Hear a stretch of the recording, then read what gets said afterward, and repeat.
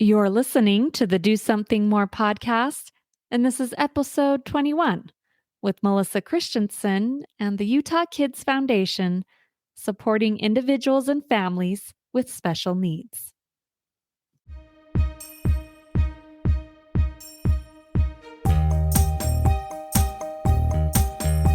Welcome to the Do Something More podcast, a service-oriented show where we highlight the helpers who inspire us all to do something more.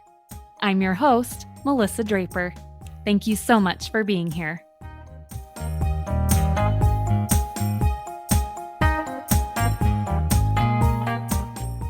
Okay, welcome to another episode of the podcast, and I'm looking forward to learning more about this awesome and unique foundation called the Utah Kids Foundation that serves families and children with special needs. And so we're going to learn more about it, how it got started, and some of the good things that they're doing with it. But first, I would like to welcome to the show my guest today, Melissa Christensen. Melissa, welcome to the show. Yes, thank you. Welcome. Okay, I'd love to have you just start out by introducing yourself a little bit for us. Okay, so my name is Melissa Christensen. I am the president of Utah Kids Foundation. I am also a mom of two kids with special needs. I've got an older son who's just turned 21 who has autism and some of those cognitive disabilities. And then I have another son who is a neurotypical.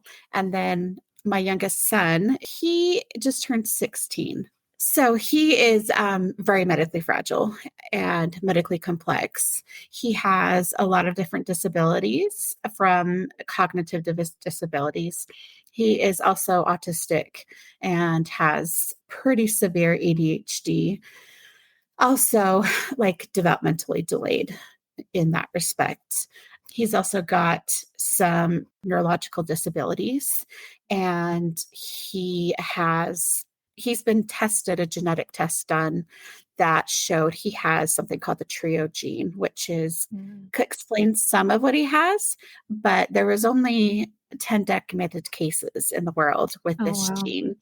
And his variant of this gene is unknown, which means none of the other ones had his variant. So it's hard to, geneticists and our neurologist and all our specialists, go back and forth on whether all of his issues are explained by this genetic disorder or if it's just explains part of him.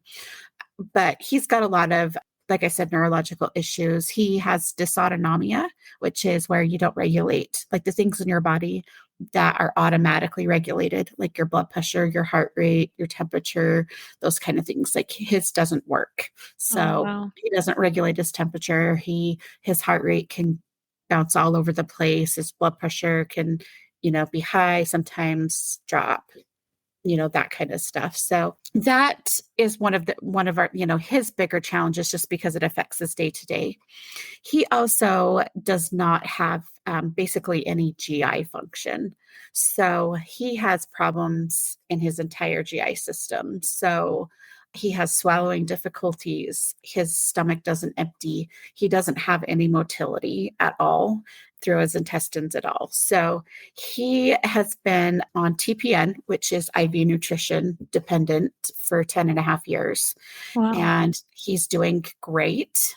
He just has a lot of issues. He's got deafness in one ear. He's had eye problems. He's had lots of different issues. So he keeps me very busy. Yes, but it gives me a good perspective on several different issues that other families are also dealing with. And when he was born, he was premature, but just like 5 weeks premature. And we thought some of the issues that he had from the beginning were just preemie issues. And it became apparent pretty quick that he was delayed, and they just said, oh, it's preemie. But about when he was 18 months, it became pretty clear that you couldn't explain it by that. Mm-hmm. And he was a poor eater and he didn't eat well. And so he ended up with a feeding tube that was put in right before he turned 2. And when that happened, I had never known a person with a feeding tube. I've Mm. never physically seen a feeding tube. I mean, I was completely lost. And, navigating that with the hospital had like classes at down at Primary Children's that you could take that kind of like taught you how to take care of it and, that kind of stuff, but which we took. But you go to the hospital, you have the surgery, you go home, and there was nothing, like just little things that would come up and like how to secure things down and that kind of stuff. There just wasn't any information Mhm. out there. And so now looking back, I don't ever want any family to go through that and how hard it is just to have that situation, just in general, to have a child who needs support and who needs extra things and, has different problems going on is hard, but to not have a support system or have somebody that you can ask questions to is really overwhelming. Yeah. And so that has been so important to me is having that ability and that capability in our community to provide that support.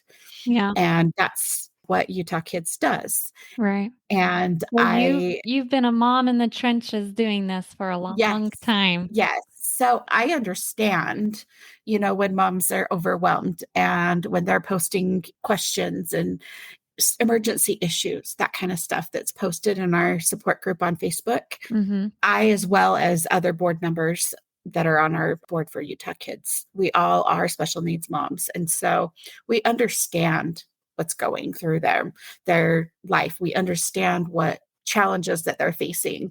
And it's so nice to be able to help a brand new, not brand new mom necessarily, but a mom bringing home a brand new issue home Yeah. from a hospital, Right. that we can step in and we can help them and we can bridge that, because there really is such a disconnect from being discharged from the hospital with the kid who needs, whatever it may be. Right. They make it sound in the hospital, they're like, oh, we have home health, you'll have home health care to come in, they'll help you. But honestly, they don't live the life either. They don't Mhm. deal with kids and, people day to day to day. Mhm. They can tell you, okay, this is what you need to do, but can they tell you how to secure down a tube so your crawling baby doesn't pull it out?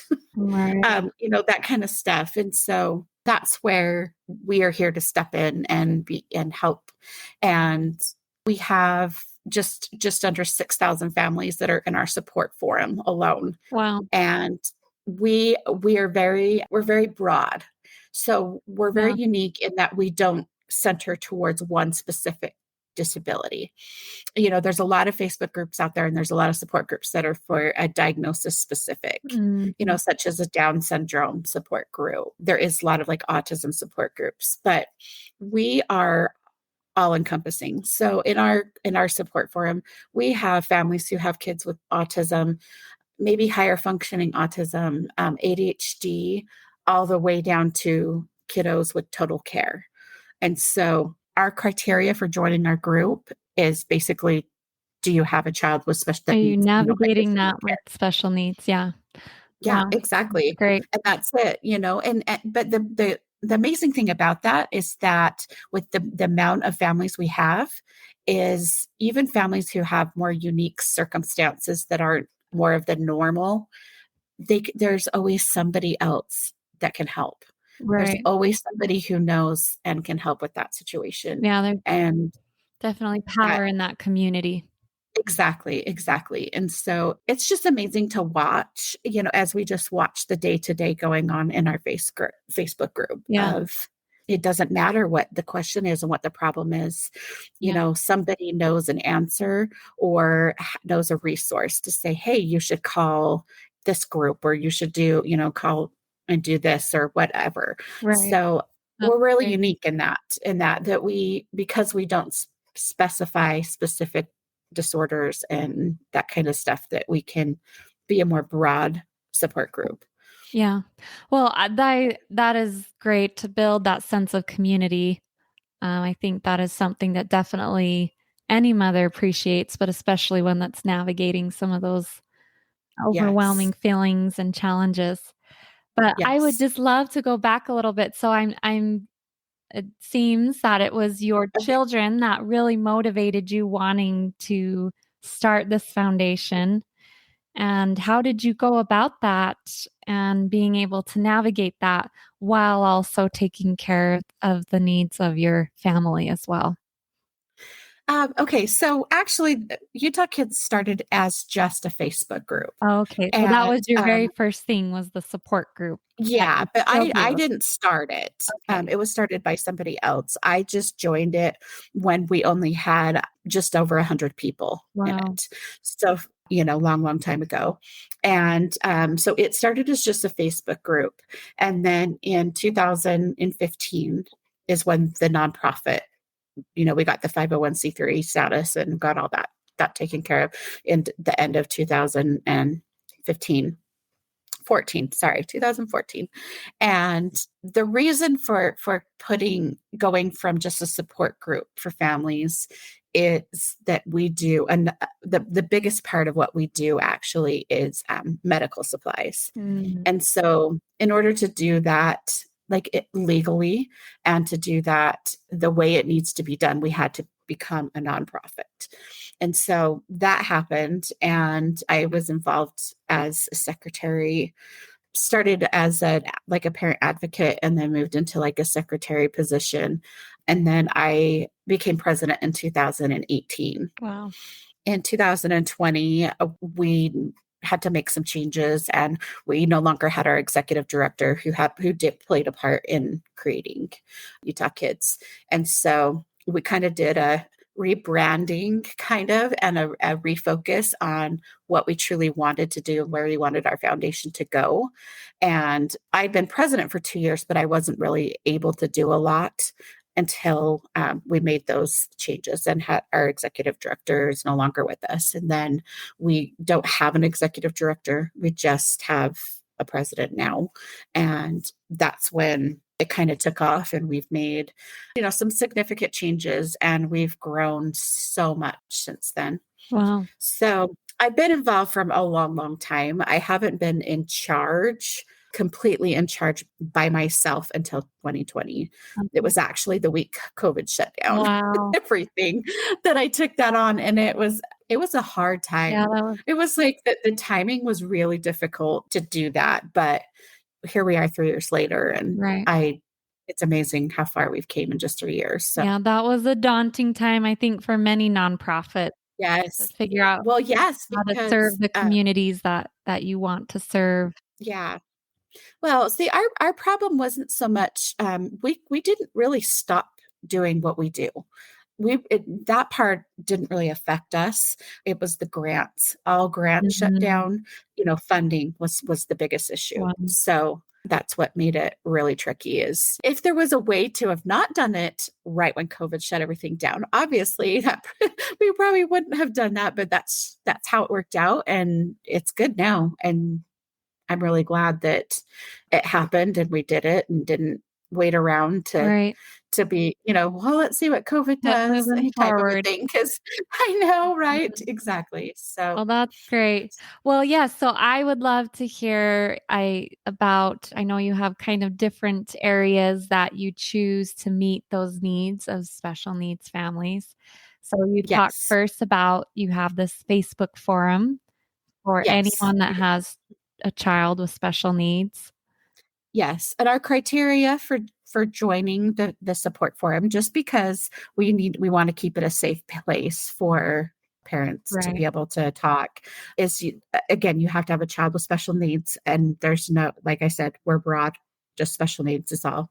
And you have to either live in Utah or see doctors in Utah. So most of our members are here in Utah, but we do have several, probably I would say close to 100 families that we help and that are active that are outside of Utah because they come to primaries for services. Right. So we have a couple from Montana, Wyoming, Colorado, Nevada Kind of that that intermountain come in. area. Yeah, yep, exactly. That Facebook group sounds like a great way to build that sense of community and give parents a place to go with other parents that understand some of those Yeah. challenges.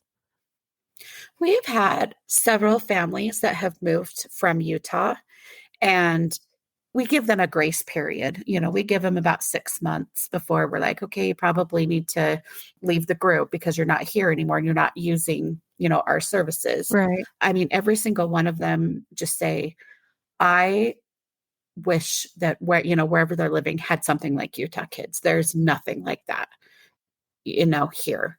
And as far as I know, just in, because I'm been in the special needs world for quite a Right. while and on Facebook, and I am in other different specific groups that are for special needs, but I've never found anything even close to what we do anywhere else.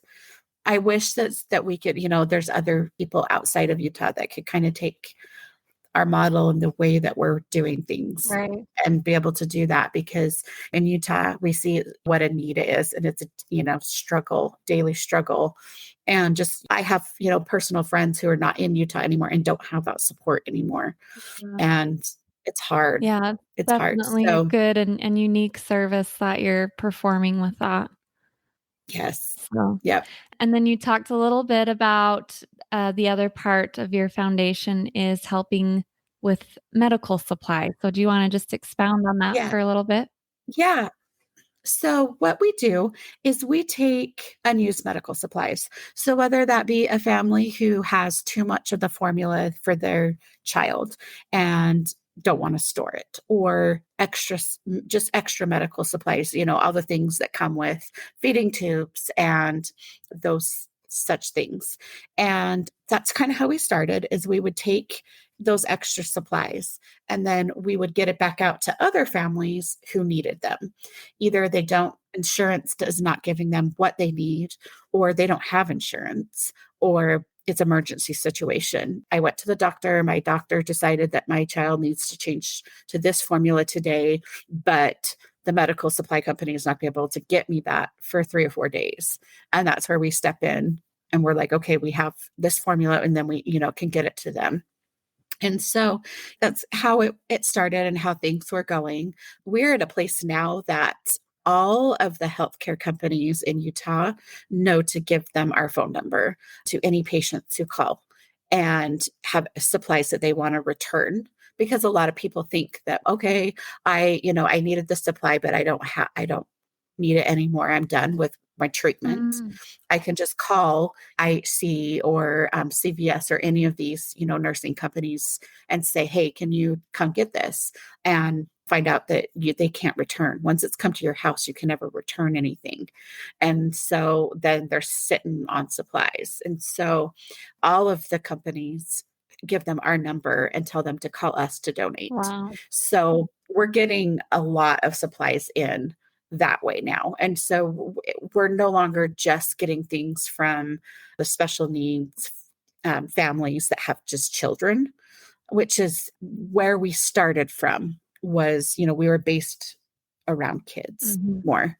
And yes, that's still like our main purpose, but we have expanded out over the last 2, 3 years, and we're helping numerous elderly people and different people in different situations. So, we've kind of expanded upon just kids, and now our focus is anybody with a disability. So we can help any person that's taking care of another person that has a disability. Wow. So in doing that, we have a lot of elderly people that we are helping. Some of them just need, prices of everything have gone up and they can't afford incontinence supplies. And that's where Utah Kids has been able to step in, because we have so many incontinence supplies donated to us that we have every size and tons of it. So we can give somebody 2 or 3 months worth of incontinence supplies. Mm, And so there's a lot of elderly people that are on fixed incomes that we realized what a need that they also had. Because you're not a child anymore doesn't mean you don't need the help. right. And so we have expanded upon that. And so in doing that, we have a broad area, I should say, of supplies coming in. The word has been spreading. It's so funny sometimes that how it's like we're like the biggest thing that nobody knows about. And, I mean, the amount of stuff we do and that we get out to the community. We just finished our tax year for this last year, and we were able to get out $566,000 worth of supplies Wow. to the community, of medical supplies. And so we're growing and we're bigger, but we're trying to get the word out because there's so many other families that we know still could Could use need those us and services. could use the help. Yeah. Yeah. And so that's kind of where we're at right now, is trying to figure out how to reach Hmm. those people and how to make sure that they know that there is an option to get I supplies. love that And unique idea too of using what someone has that they're not going to use, just taking those extras and donating them forward too. I've thought of that yeah. with other things like food or other needs, but I had Hmm. never thought of that with medical supplies. That's such a Yeah. great model. Because it gets thrown away. Right. I mean, that's just what happens. We help a lot of elderly cancer patients that, I mean, it's so common when going through cancer that they have a feeding tube put in and are on formula through that for their nutrition purposes while they're going through treatments. Mhm. And they always have extra. And it was crazy when we first started partnering with all of these different companies to find out how many people, I mean, that when they would call to say, this is what we do, or this is what we need, that they were just told to throw everything away. Mm, And it's expensive stuff. right. And especially the cancer patients, my heart goes out to them because, like, I just got a call a couple of days ago from an older lady that is donating stuff because she just got off her feeding tube from cancer treatment. She's cancer free, Mm. but she paid for the supplies out of her own pocket because her insurance wouldn't cover Oh, them. wow. And so she's like, I can't just throw away this stuff. She's like, I paid $500 for this stuff and I don't want to throw it away. And they told me that I could donate it to you. And so we're hoping to try to be making a dent in the fact that a lot of people are, just tossing their medical supplies because it is needed. There's somebody else that needs it. And we just, here to connect that, to be the in between. You give it to us, we know who needs it. Right. We get it back Yeah, out. that's great. Do you have any unique stories or other experiences that you've seen of how it's personally affected families that you've worked with or assisted? I can tell you that I know of four families over the last little while that literally would have lost their homes because of the cost of medical supplies that they were needing to keep their child alive. Wow. And insurance either wasn't covering them or they have like a high deductible. And so we stepped in and said, no, no, no, like we will supply all of the things that you need. We have the formula, we have all the, formula goes in feeding bags and then a pump, pumps it in. And, we don't have the pump, but we have all of the other things that insurance is going to continue to bill you for every month. And we've been able to save four people from going into complete foreclosure and Wow. losing their homes because they no longer had to spend $1,200 to $1,400 a month Mhm. on feeding tube and formula and stuff like that to keep their child Right. alive. What Nobody should have to be in that situation. And it's so good to know that we made a difference there. yeah, Sometimes we don't know all the little stories and the situations right. that families are going through when they ask us for help, because we don't ask questions. We if you need help, you need help. We give it, no questions asked. And it was nice to hear something of what we do because we don't often hear the impact that we're having. Right. Because a lot of families are not going to want to talk about their financial situation Right. and how bad things are. And we've gotten pretty good at learning who truly needs the help and is in a really bad situation as opposed to somebody who still needs the help but it's not quite as a dire Right. situation. You just can tell as we've been doing this, you can just tell those families that absolutely need it, and they don't they don't complain. Mm. They don't want to talk about it. And Yeah. Well, so, what a you know, beautiful service, because I can't imagine as a mother trying to navigate a diagnosis like that, trying to help and assist your child, and then on top of that, the financial stresses and worries that can come as well. exactly. Exactly. Yes. It is overwhelming just to live the life of a special needs parent. Just to the day-to-day things that you have to do to keep your child alive, basically. And then you add the financial aspect on it, and it is tremendous. And so many families just keep that to themselves. They don't talk about that. And it is heartbreaking. And, it is really good that in some small part, like we can make a difference and we can help them. There's a lot of things we can't do, and the fact that this is something that we can do and that it does make a difference for these families. They're deciding, do I pay my electricity bill, or do I get the formula that my child needs to live because they don't eat anything by mouth? Mhm. It is really a humbling experience to be in a position where you can say, nope, you do what you need to do. We got you. We'll get you all the things you need. We have plenty, and we will continue to help you. We help some families, it's just once or sporadic, but we have a few families that we literally give them their supplies every single month Wow. because they're just not in a good position where they can make a change in their life, so they don't need the help quickly. Right. If they need it, they need it. And we don't ask questions. There's no criteria like, oh, we have to have proof of income. Like, we don't do anything like that. It's really, like an honor system, basically, Mhm. able to start helping a lot of undocumented families. They're so incredibly worried. Right. And it's we have a couple of we have one guy who goes to my Utah kids. Her name is Kim.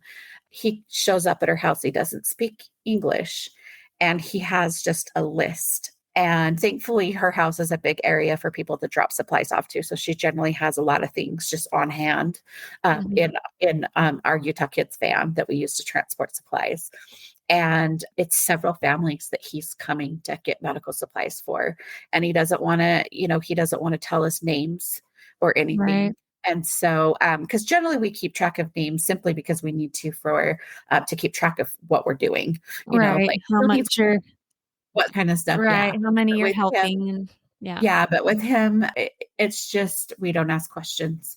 Clearly, they're just worried, and that's okay. Mhm. Yeah, Like, and that's not great. what we're here for. Something unique your organization can offer. Yes. That's the thing that we just we're really working on getting out into community that doesn't speak English to be able to make sure that they know that the help is there and that we're not going to ask questions. We're not, giving your name out to people. Like, we just want to help you and give you what you need.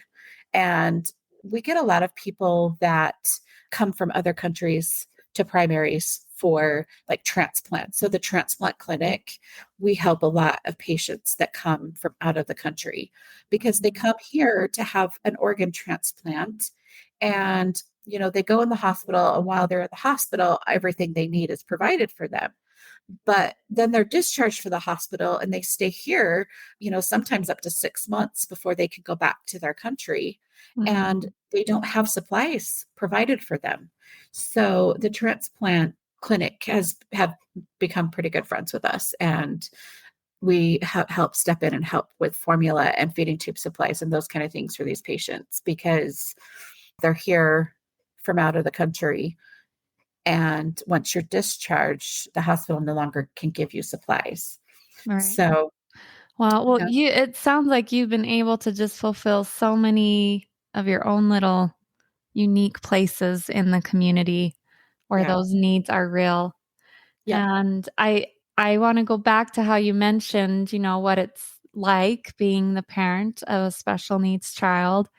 And I just think for those of us that maybe don't have as much idea of what that's like, but we've wanted to serve or support children or families in that situation. Do you have any advice or encouragement you would give to anyone that's wanting to offer that kind of support to a family with special needs children?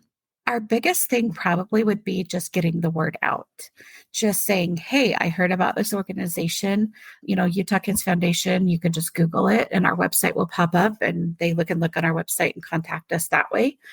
Because that's where it's hard for us, is to get the word out that we're here.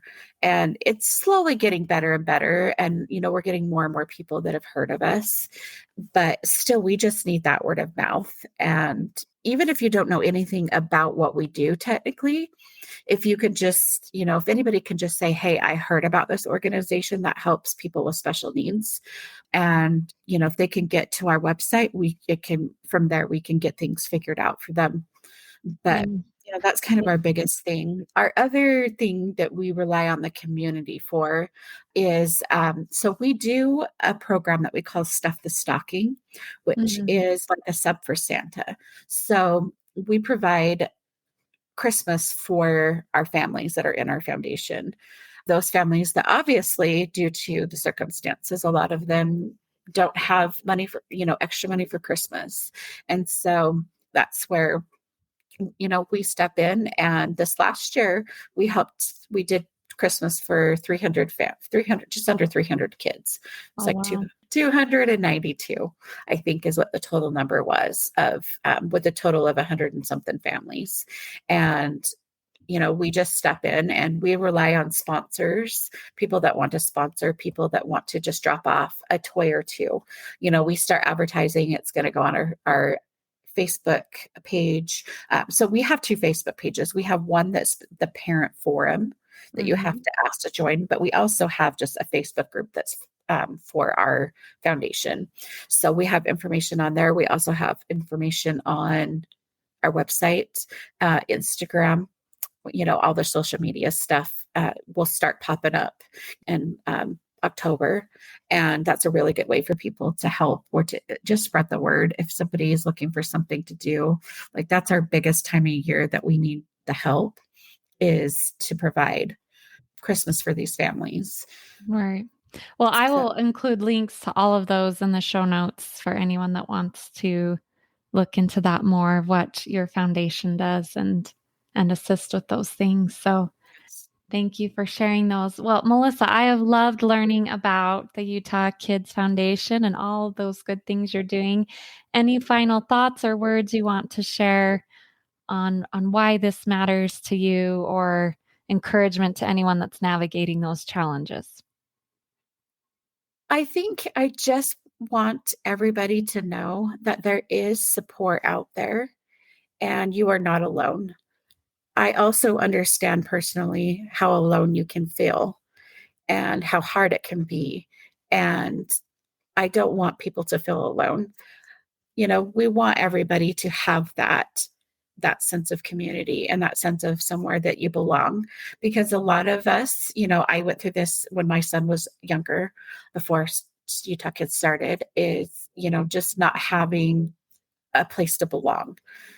You're not like your friends. When you have a child with disabilities, you're not like everybody else. And so having that place where you feel like, I have people that get me, I have people that understand, that is so important. And we want to get that out. And we want to get out that if you need medical supplies, we want to help you. We have a warehouse full of supplies in Salt Lake, and we have a way to get it everywhere across the state.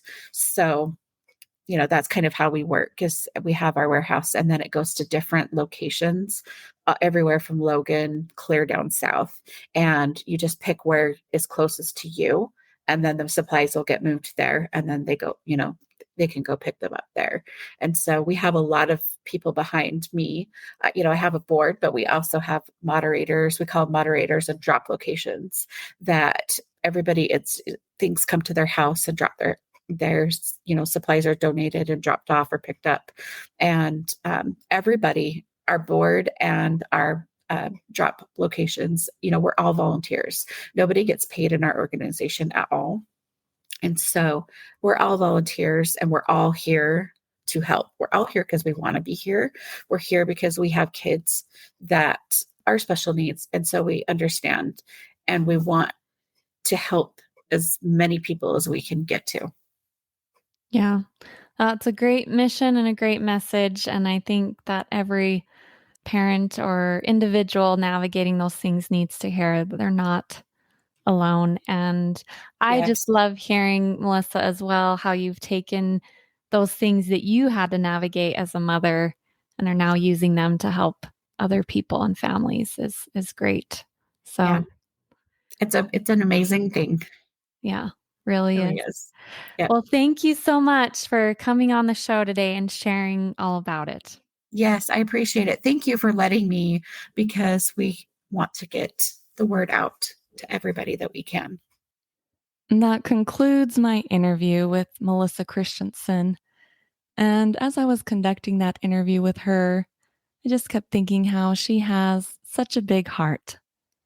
I'm so impressed after hearing all she's learned how to do and navigate herself as a mother with special needs children, to now take that knowledge and experience and now spend a lot of her time providing help and support to other families and individuals that are navigating that experience of having children with special needs. So, if you know someone or a family that's in the same situation, please share this episode with them.